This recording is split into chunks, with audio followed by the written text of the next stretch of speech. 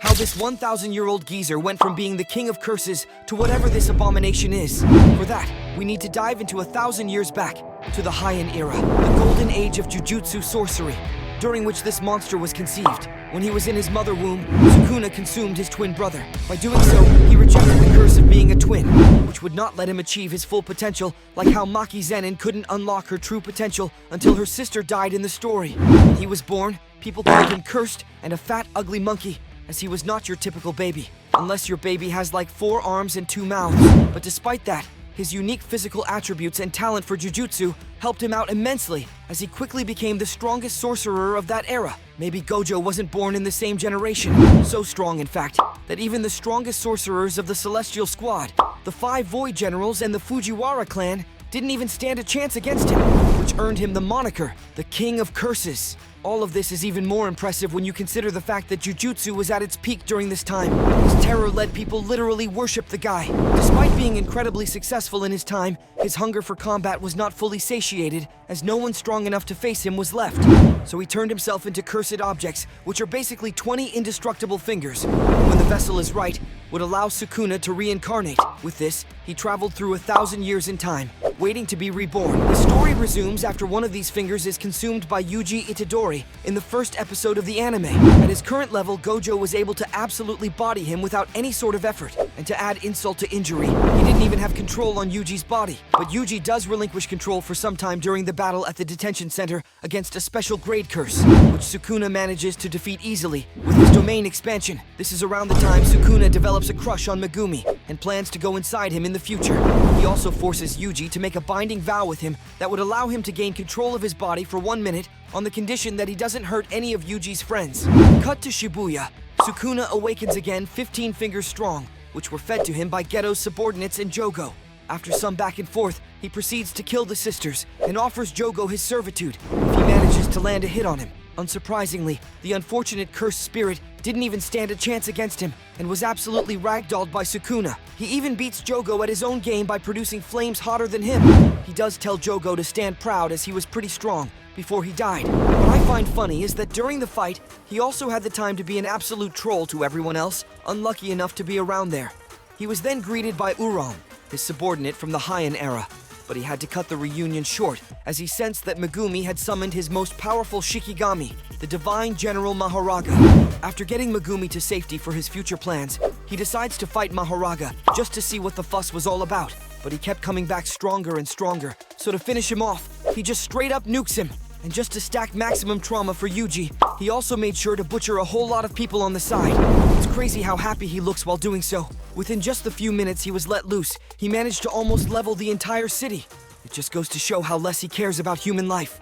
Cut to the culling games. When the time was right, Sukuna exploits the said binding vow to gain control over Yuji's body.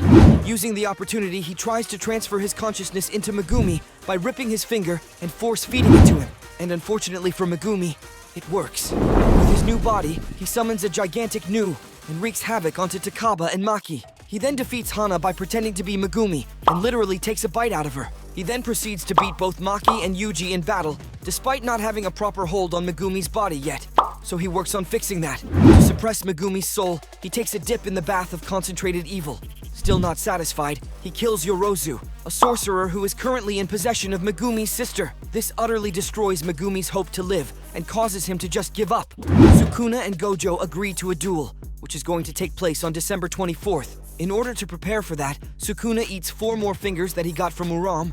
This puts him at 19 fingers, but he finds that the final finger is still missing. To compensate for that, he consumes his original mummified corpse and gets to his 100%.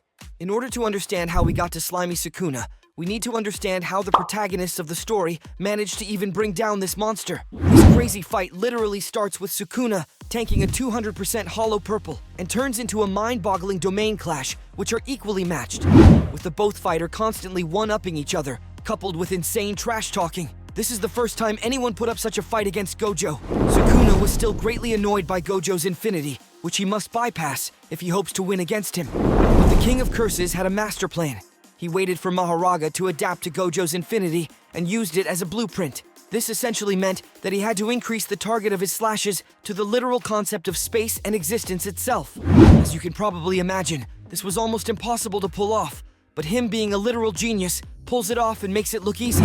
But the sad thing is, this spelled Gojo's demise. In the afterlife, Gojo states that Sukuna still didn't go all out on him.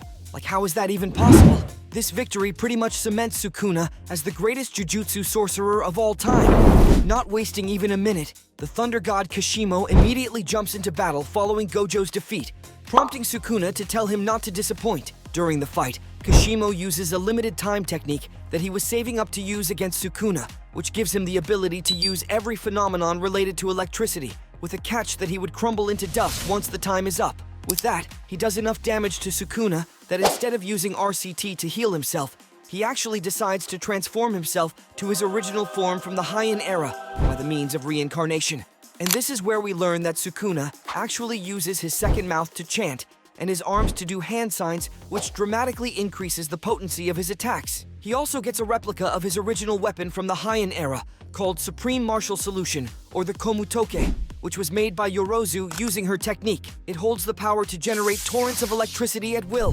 Kashimo, in awe, describes Sukuna's form as absolute perfection.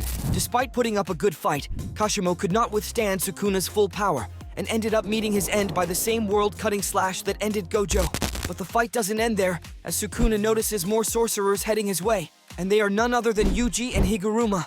During the fight, Higuruma uses his domain expansion, Deadly Sentencing, hoping to confiscate Sukuna's techniques and get him a death penalty. But to their surprise, Sukuna straight up pleads guilty to all his crimes in Shibuya before the jury even began, because he was curious about the executioner's sword that would be granted to Higuruma by the judgment Shikigami. Now equipped with the sword, Higuruma proceeds to attack Sukuna. It is important to note that a single hit from the executioner's sword can kill the receiver without exceptions. But Sukuna expertly dodges all the attacks thrown at him and proceeds to send powerful slashes. If not for Kusakabe and others here for aid, Higuruma would have definitely met his end here. As the battle proceeds, Sukuna is impressed by Higuruma's ability at Jujutsu, as he was able to learn RCT and Simple Domain in the span of just 2 months after his awakening as Jujutsu Sorcerer. But his lack of battle experience led to his defeat in the hands of the King of Curses. And with him, the Executioner's sword too gets disintegrated. Defeating Sukuna is of paramount importance for the entire Jujutsu world, as he is now the biggest hurdle in front of them if they plan on stopping Tengen's merger, which would spell disaster for humankind. Sukuna, due to being weakened in his battle against Gojo, is not able to use his domain expansion, and is not able to heal himself effectively. But still, he was able to handle all the sorcerers that were teaming up on him. He absolutely mocks Yuji for even trying to stand against him. What follows is a series of fights with more and more characters joining in. The roster includes Yuta Okotsu, Maki Zenin, Kusakabe, Miguel, Larui, Choso Ino, Todo, Hana, and Gota, which is actually Yuta using Kenjaku's body swap on Gojo's dead body. As you can imagine, the fight gets increasingly complicated and is pretty much impossible to explain in this video. And I also think it's beyond the scope of what we are trying to discuss here. In chapter 259, Sukuna reveals his final and most powerful technique, which was purposefully redacted during the battle against Jogo and Mahoraga. And that technique is Furnace. How it works is a bit complicated, as in order to open it, he first needs to go through the motions of cleave and dismantle. And despite their absurd firepower, the flames within the furnace lack both speed and range. In order to amend this, Sukuna undertook another binding vow. Outside of his domain, the furnace cannot be used on multiple targets. This binding vow enabled Sukuna to reduce everything within the range of Malevolent Shrine to dust, and also coat them with a sort of explosive cursed energy. And that results in an explosion of flames within the confines of the domain, which acts as the furnace, which ensures the absolute annihilation of all beings within the domain. This explains how the attack was able to instantly obliterate Mahoraga back in Shibuya. This truly is Sukuna's ultimate technique. If not for Choso's sacrifice, Yuji would have been vaporized by this attack.